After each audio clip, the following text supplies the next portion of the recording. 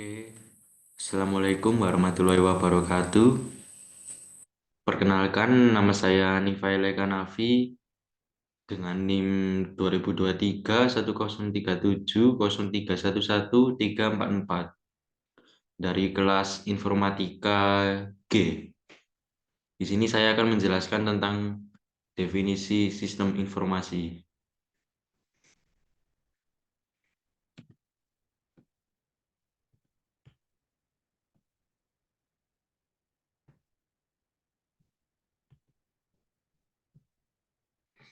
Oke, sistem informasi sendiri terbagi menjadi 6 macam. Enam macam. Yang pertama yaitu sistem manajemen pengetahuan, yang kedua sistem informasi manajemen, yang ketiga sistem pendukung keputusan, yang keempat sistem informasi eksekutif, yang kelima sistem pemrosesan transaksional, dan yang terakhir yang keenam yaitu sistem pakar.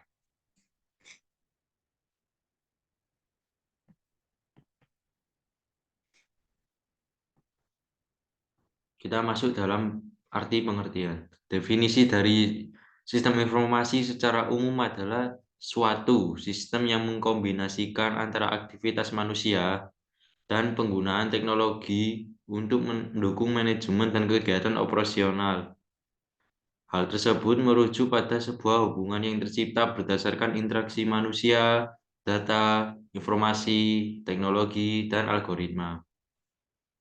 Sistem informasi sendiri tidak hanya mencakup teknologi, tetapi juga melibatkan orang dan proses yang mendukung pengambilan keputusan yang tepat.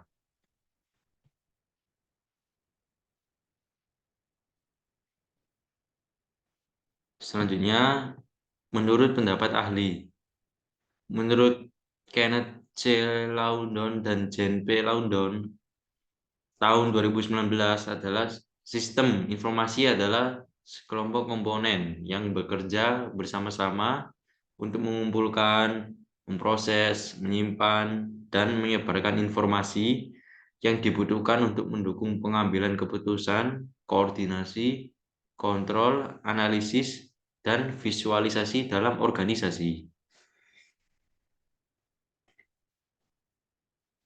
Selanjutnya ada sistem manajemen pengetahuan.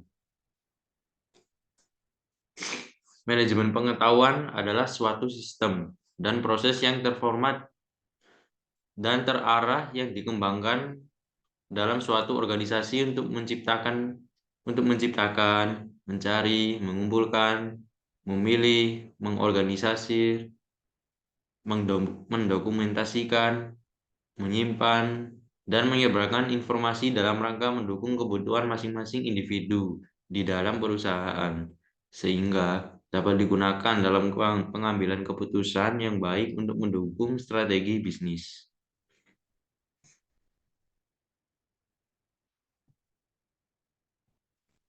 Selanjutnya, sistem informasi manajemen. Pengertian sistem informasi manajemen adalah sistem informasi yang digunakan untuk mengambil keputusan, mengkoordinasi, mengontrol, menganalisis, serta memvisualisasikan suatu informasi dalam perusahaan. Manfaat dari sistem informasi manajemen sendiri adalah sebagai berikut. Yang pertama yaitu meningkatkan produktivitas serta penghematan dalam hal biaya di dalam organisasi. Yang kedua yaitu meningkatkan kualitas dari SDM dikarenakan unit sistem kerja akan lebih terkoordinasi serta sistematis.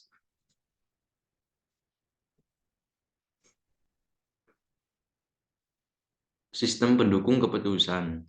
Sistem pendukung keputusan atau disingkat seperti SPK adalah sebuah sistem yang mampu memberikan kemampuan pemecahan masalah maupun kemampuan pengkomunikasian untuk masalah dengan kondisi semi terstruktur dan tak terstruktur.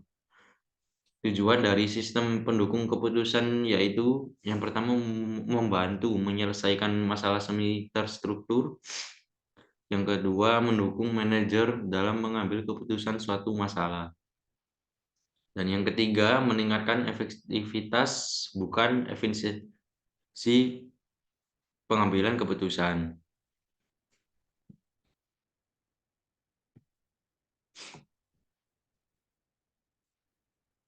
Selanjutnya ada sistem informasi eksekutif.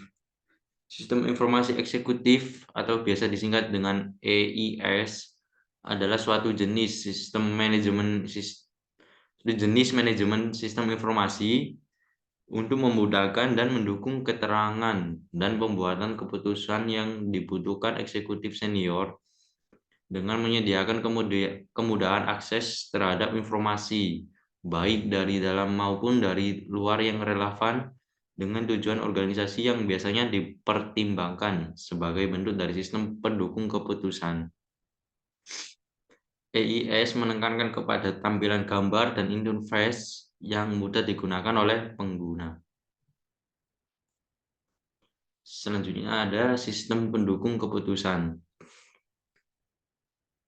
Pada sistem pendukung keputusan adalah sebuah sistem yang mampu memberikan kemampuan pemecahan masalah maupun kemampuan pengkomunikasian untuk masalah dengan kondisi semi terstruktur dan tak terstruktur.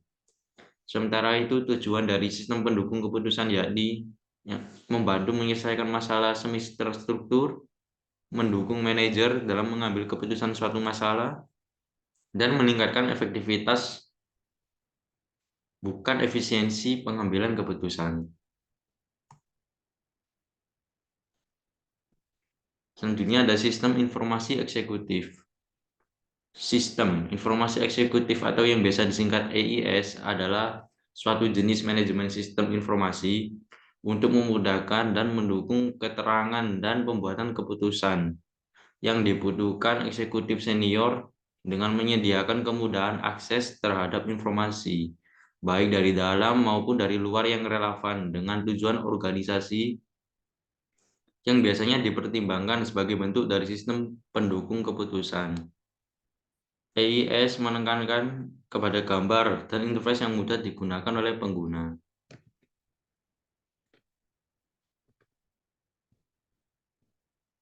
Selanjutnya ada sistem pemrosesan transaksi.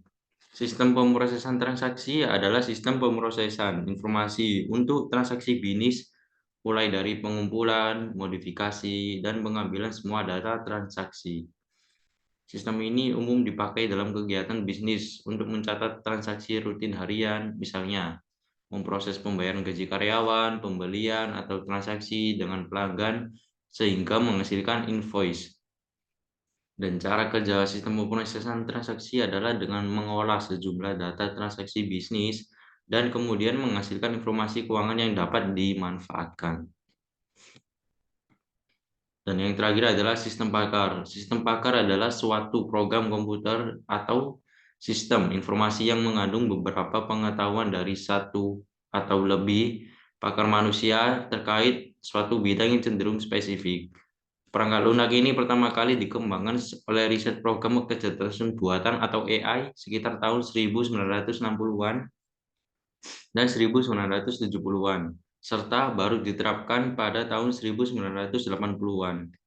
Tujuan sistem pakar adalah memiliki kemampuan untuk merekomendasikan rangkaian tindakan atau behavior pengguna untuk dapat menjalankan sistem koreksi yang tepat dan akurat, yang dimana sistem ini juga memanfaatkan kapabilitas proses penalaran untuk dapat mencapai hasil simpulan berdasarkan data dan fakta yang ada.